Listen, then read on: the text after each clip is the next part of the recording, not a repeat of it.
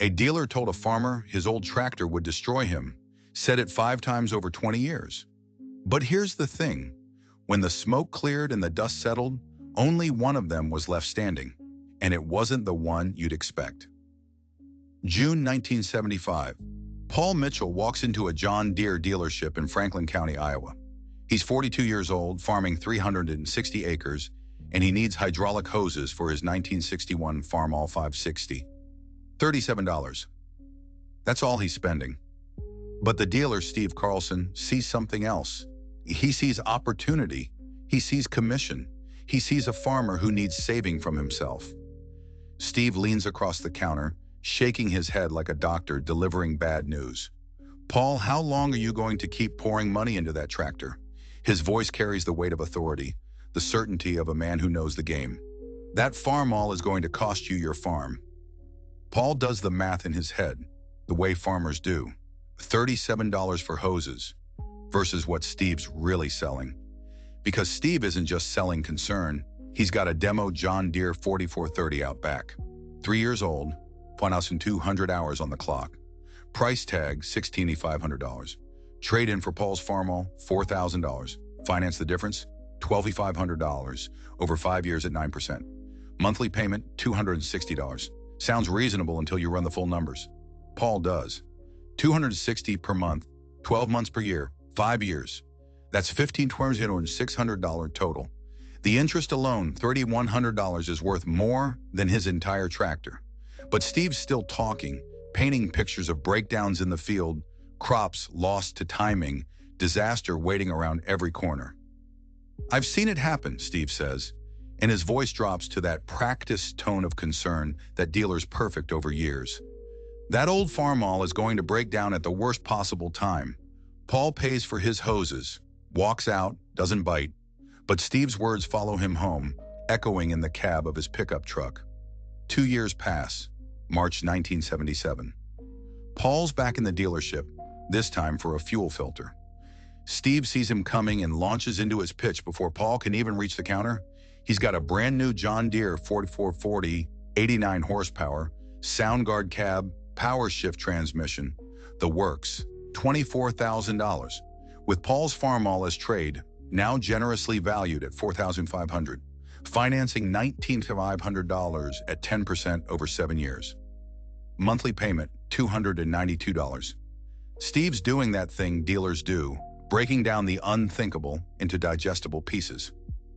That's less than $1 per acre you farm, he says, as if farming is just simple division. You can't tell me you can't afford that. Paul's response is quiet but firm. Can't afford it and won't take it on are different things. He explains that he doesn't want debt, that the 560 works fine. But Steve's frustration is building now, visible in the tightness around his eyes, the edge in his voice. That tractor is 16 years old. The transmission could go tomorrow. The engine could blow next week. Then where would you be? It's a good question, actually, a fair question. But Paul has an answer Steve doesn't want to hear. Better to maintain what I have and avoid debt entirely. Steve's practically shaking now. Paul, you're being stubborn. That old Farmall is going to cost you your farm. I'm trying to help you avoid disaster. But Paul walks away again. $37 in 1975, now a fuel filter in 1977. Small purchases, no debt. The Farmall keeps running. 3 more years, April 1980. Paul needs a starter. Steve's waiting for him like he's been counting the days. Paul Mitchell, still farming with that antique Farmall, I see. His voice has an edge now, sharper than before. How many times do I have to tell you that tractor is going to cost you everything?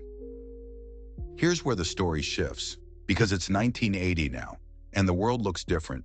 Corn prices are at $3, 10 a bushel. Land values are climbing 15% per year. The economy is booming, and everyone is telling farmers to leverage up, modernize, expand. Steve's got a brand new John Deere 4640 that just arrived. Price, $53,000. With Paul's Farmall as trade, now valued at $5,000, financing $48,000 at 12% over 7 years. Monthly payment, $714. Paul actually laughs. Not a cruel laugh, not mocking, just genuine disbelief. $714 a month, Steve. That's my entire profit some months. You want me to commit to that for 7 years? Steve's face goes red. His pitch gets desperate. You'd make it back in productivity gains. That 4640 would let you expand, farm more acres, make more money. But Paul sees the trap. Or it would lock me into $700 monthly payments that I couldn't afford if anything went wrong.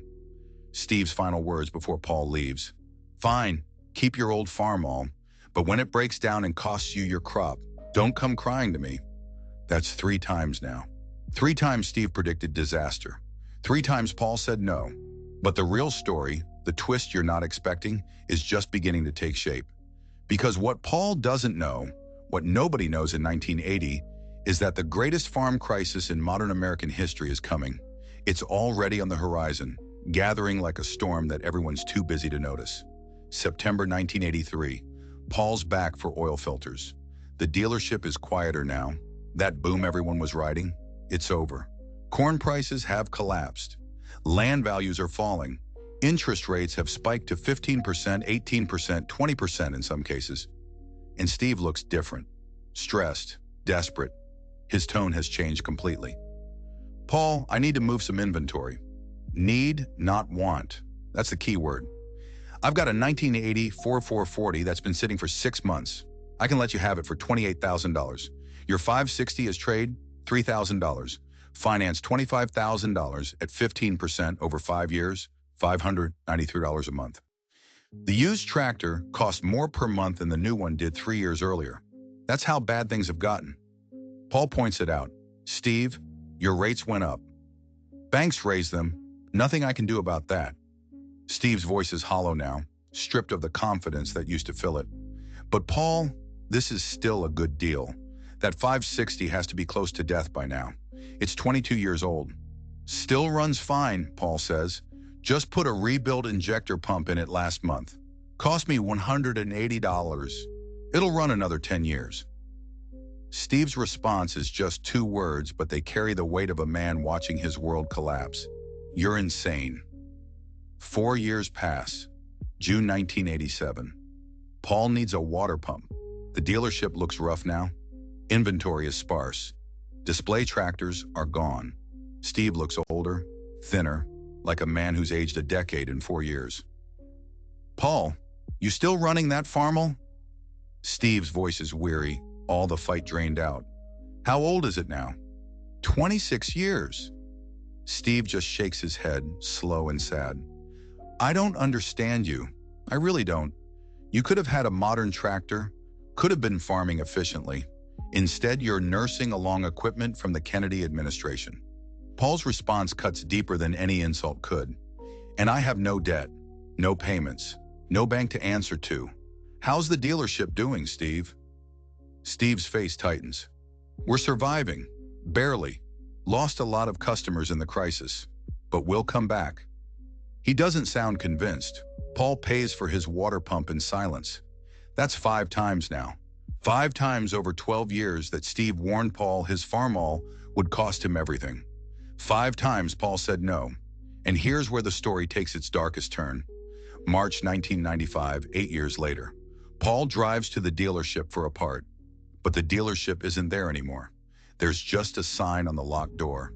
Business closed. For parts and service, contact Yetter Implement in Clarion. Steve Carlson lost his dealership. After decades of selling tractors, after commissions and deals and promises of prosperity, he lost it all. Paul drives to Clarion, asks about Steve. Oh, Steve's working here now. Not his dealer anymore. Lost his business in '94. He's in parts. Paul finds him behind a parts counter. Steve is 68 years old but looks 75. Worn out, defeated, the man who spent 20 years telling farmers how to run their businesses is now an hourly employee at someone else's counter. Steve.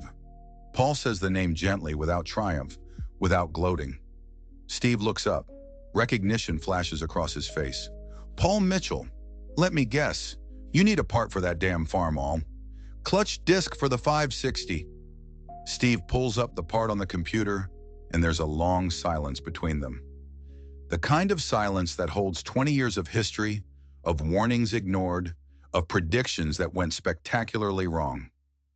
You know what kills me, Paul? Steve's voice is barely above a whisper. For 20 years, I told you that Farmall would cost you your farm. Told you you needed to upgrade, modernize, finance new equipment. And you said no every single time.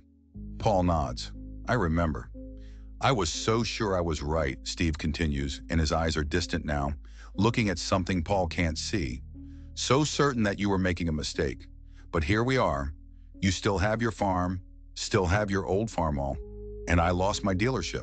It's not a question, not an accusation, just the simple, brutal truth of how things turned out.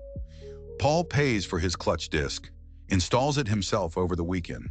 6 years later, in 2001, Paul retires at 68. He sells his 360 acres for $2,100 per acre, $756,000. The 1961 Farmall 560 is 40 years old by then, still running. Steve Carlson works at that parts counter in Clarion until he's 74, retires on Social Security, dies in 2008 at 79, probably wondering where it all went wrong, probably replaying all those conversations with Paul Mitchell, probably realizing too late that he'd been selling the wrong thing to the wrong people at the wrong time. But here's the twist within the twist, the story beneath the story that makes this whole thing so much darker. Paul wasn't just refusing to buy tractors. He was watching his neighbors, people he'd known his whole life, lose everything because they listened to dealers like Steve. There was Bob Peterson, farmed 400 acres next to Paul's place. Good farmer, hard worker. In 1979, Bob walked into Steve's dealership and said yes to everything Paul had said no to. Brand new John Deere 4440, $24,000, finance at 10%, monthly payment, 200 shibons, plus a combine, plus a grain cart, plus all the things that modern farming required. Bob was doing what all the experts said to do: leverage, modernize, grow. The agricultural economists were saying it, the farming magazines were saying it, the government extension office was saying it, and dealers like Steve were making it easy, breaking those massive purchases down into monthly payments that sounded almost reasonable. By 1981, Bob owed $180,000 when corn prices collapsed from $3 to $10 to $2. 25 per bushel when interest rates shot up to 15 to 20%. When land values crashed, Bob was trapped. He couldn't make his payments, couldn't refinance because banks were panicking, couldn't sell his equipment because everyone else was trying to sell too. Paul watched it happen. Watched Bob's machinery get auctioned off in August 1984. Watched good iron sell for pennies on the dollar. Watched 40 years of Bob's family farming history get liquidated in an afternoon. The 4440 that Bob had bought for $24,000 in 1979. It sold at auction for $8,500. 5 years old and worth a third of what Bob still owed on it. Paul went home after that auction and did something unusual. He wrote a letter to Steve Carlson, never mailed it. Just needed to organize his thoughts, to process what he'd witnessed. The letter said, "You sold Bob Peterson a 4440 in 1979, sold him a combine too, told him he needed modern equipment to stay competitive. Bob believed you, took on debt he couldn't service, lost his farm, you got your commission. Bob got destroyed. Who benefited from that transaction?" Paul kept that letter in his desk drawer, found it years later after Steve's dealership closed, read it once more, then burned it. No point sending it. Steve had paid for his advice in his own way. But here's the thing that haunts this story. Steve thought he was helping. He genuinely believed he was giving good advice, saving farmers from their own stubbornness, pulling them into the modern age. He'd been trained to believe that debt was a tool, that leverage was smart, that bigger and newer was always better. The whole system believed it. The banks, the manufacturers, the agricultural establishment. They'd built an entire infrastructure around the idea that farmers should constantly upgrade, constantly expand, constantly take on more debt to chase more growth. And for a while in the late 1970s, it worked. Farmers who leveraged up made money. Dealers who sold aggressively got rich. Everyone was winning, until they weren't. Until commodity prices collapsed and interest rates exploded, and suddenly all that smart leverage became a noose around everyone's neck. By 1985, 1 in 4 Iowa farmers was facing foreclosure. Farm auctions happened every week. Families that had worked the same land for generations lost everything in a single season. Suicide rates in rural America spiked. The psychological toll was devastating. And through it all, Paul Mitchell kept farming with his 1961 Farmall 560, fixed it when it broke, rebuilt the engine in 1991 for $420 in parts in 2 weekends of his time, replaced bearings and belts and filters as needed, never made a payment to a bank, never laid awake at night wondering if he could make next month's note, never watched his equity evaporate as land values crashed. In 1993, Paul's son David came back to the farm after a year working insurance in Des Moines. David had modern ideas. "Dad, we should expand, buy more land, rent some ground, grow the operation." He was 26, educated, ambitious. He'd absorbed all the conventional wisdom about successful farming. Paul took David out to the shed, showed him the Farmall. "See this tractor? Everyone's been telling me for 20 years that it would cost me the farm, that I needed to upgrade, modernize, grow. You know what happened to the farmers who took that advice? They lost their farms. This old Farmall, this obsolete antique, helped me keep mine." David got quiet, started to understand. His father wasn't just being cheap or stubborn. He was choosing security over growth, survival over expansion. It was a conscious decision, made again and again, every time Steve Carlson offered him a deal. When Paul retired in 2001, David took over the farm, kept farming the same 360 acres, didn't expand, just maintained. And when Paul attended Steve Carlson's funeral in 2008, he spent a long time thinking about the paths their lives had taken. Two men, same industry, same era, completely different approaches. Steve had chased growth and lost everything. Paul had maintained stability and kept everything.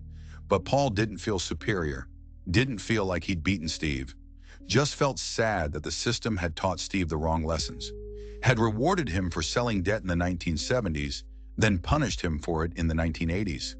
The dealers at Steve's funeral all had similar stories. Big commissions in the late 70s, foreclosures in the early 80s, dealerships closing in the late 80s and 90s, an entire generation of dealers who'd sold farmers into debt they couldn't service. One retired dealer named Frank Morrison said something Paul never forgot. "We thought we were helping them, thought modern equipment would make them more efficient, more profitable.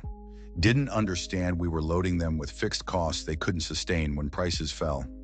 There's your gut punch. The dealers weren't villains. They were true believers. They drank the Kool-Aid first and served it to everyone else second. They believed their own sales pitches. And when the whole house of cards collapsed, they went down with it. Steve Carlson spent his final years working an hourly job at someone else's parts counter, probably replaying every conversation with Paul Mitchell, probably wondering if maybe, just maybe, the stubborn farmer had been right all along. Paul died in March 2019, 2 weeks after his 86th birthday, farmed for 51 years, retired with $750,000 from land sales plus substantial savings, lived comfortably for 18 years in retirement, died in his own home, in his own bed, debt-free to the end. At his funeral, David displayed the 1961 Farmall 560 outside the church. 58 years old, still ran, a museum piece that still worked, a symbol of everything Paul had believed in. The pastor, who'd known Paul for 40 years, mentioned the tractor in his sermon. Paul Mitchell was told for 20 years that his old Farmall would cost him his farm. He was told by experts, by businessmen, by people who should have known better. But Paul knew something they didn't. That ownership is better than appearance. That security is better than growth. That boring and solvent is better than exciting and broke. Here's the final twist, the one that'll stick with you long after this story ends. Paul wasn't smarter than everyone else. He wasn't more educated or better at farming or blessed with some special insight. He just understood one simple thing that Steve Carlson and Bob Peterson and thousands of other farmers never grasped. Debt is a bet on the future. And if you're wrong about that future, the debt doesn't care. It doesn't adjust for bad luck or market crashes or things beyond your control. It just keeps demanding payment month after month until it takes everything. Steve Carlson made the same bet Bob Peterson made.